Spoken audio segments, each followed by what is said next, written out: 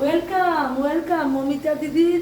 দেখো বন্ধুরা, আমি চানা দিয়ে মাশরুমের সবজিটা বানাচ্ছি। আর কি হয়েছে জানো ঘটনাটা? আমি মিক্সি করতে গিয়ে এইটা দেখো, এইটা খুলে গিয়েছে। ঠিক আছে, এই যে এটা এটা খুলে গিয়েছে, মানে এটা নাট বল্টুটা খুলে গিয়েছে। এখন তো তুমি দেখো, চানা আর মাশরুম আর নাট বল্টু তিনোটাই দেখতে এক। এখন যদি এটা পেটে যেত কি যে হতো বন্ধুরা! তারপরে আমি খুঁজে আর পাচ্ছি না, বা বেঁচে গেলাম। সাবজে মিক্সি একটু পুরানা হয়ে, মিক্সিটাকে রিপেয়ারিং করাটা আমাদের কর্তব্য। আর মাশরুম সবজিকে যত মানে মশলাটাকে যত নাড়াবে খেতে অত স্বাদ।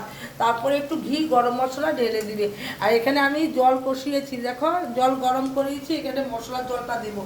আর এই কড়াইটা নিয়ে হাসবে না, এটা তোমাদের দাদাভাই যখন ছেলে থাকতে এই কড়াইটা আমার জন্য বহুত লক্ষ্মী। তার জন্য কড়াইটাকে এখন যদি ভালো মতন এইগুলি উঠাই, কালো কালোটি এটা কড়াইটা ভেঙে যাবে, তার জন্য এটা উঠাচ্ছি না। তোমাদের দাদাভাইয়ের মানে এটা মানে চিহ্ন। টাটা বন্ধুরা।